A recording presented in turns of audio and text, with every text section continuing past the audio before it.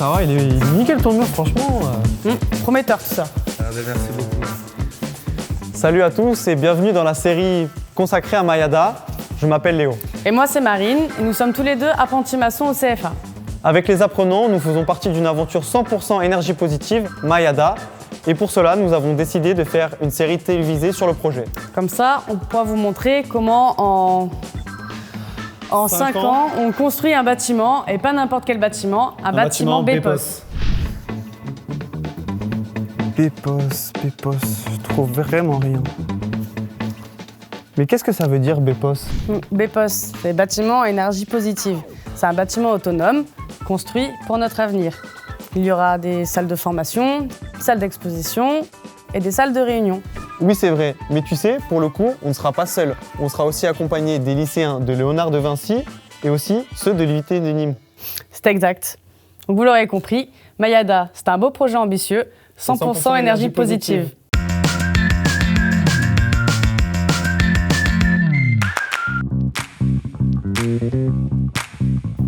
Tu sais qu'avant de poser la première pierre qui sera juste ici, on a eu un gros travail de réflexion avec tous les partenaires du projet.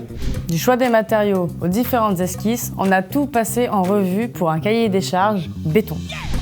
En béton? Mais on n'avait pas opté pour de la terre pisée géosourcée? Mais bien sûr que si, rappelle-toi. D'ailleurs, on a déjà fait des prélèvements qui sont partis à l'étude à l'IUT de Nîmes. On vous laisse voir un petit résumé.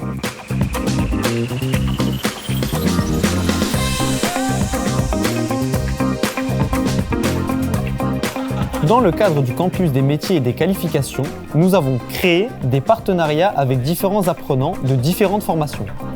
Les lycéens de Léonard de Vinci représentent les architectes.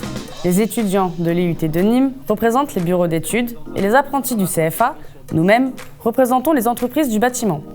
Nous avons pu confronter nos avis sur les modes constructifs de demain et les contraintes auxquelles chaque corps de métier doit faire face afin de permettre de mieux se comprendre, réduire les préjugés, entrer dans une démarche collaborative et non cloisonnée.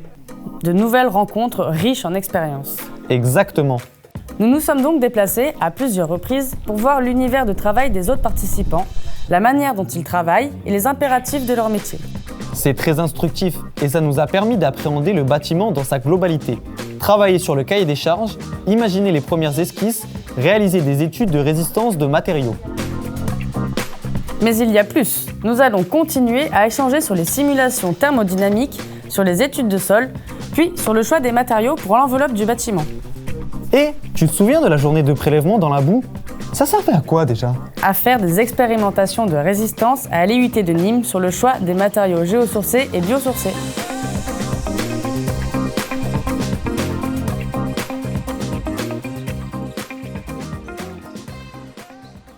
Tu te souviens des prélèvements, des esquisses, des rencontres, des tournages?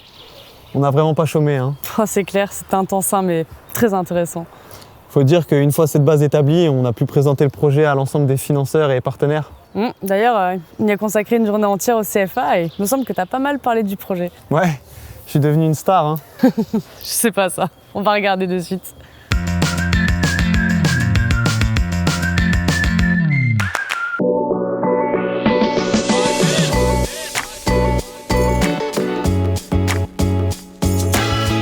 C'est avec le soutien de nos financeurs que le lancement du projet Mayada s'est déroulé le 16 juin dans les locaux du CFA.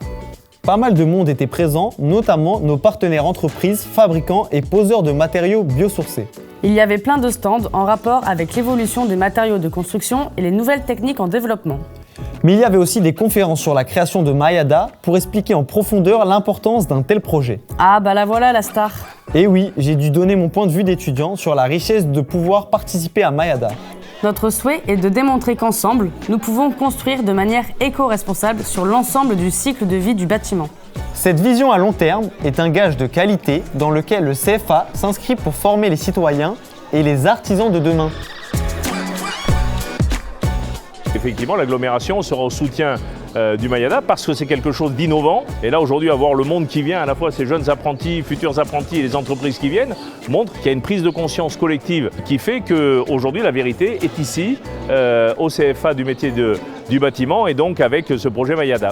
On a vraiment envie de donner envie aux jeunes de venir participer à cette grande aventure Mayada.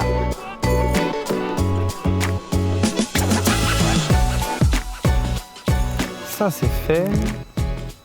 Ça c'est fait. Ça aussi. Une fois qu'on a fini avec le cahier des charges, nous pouvons déposer le permis de construire et enfin attaquer les travaux de terrassement. On attaque les fondations début 2023. Évidemment, restez connectés, tout sera disponible sur nos réseaux sociaux. Et dans le prochain épisode, on vous montrera tout ça. Mayada, 100% énergie positive, et c'est que le début.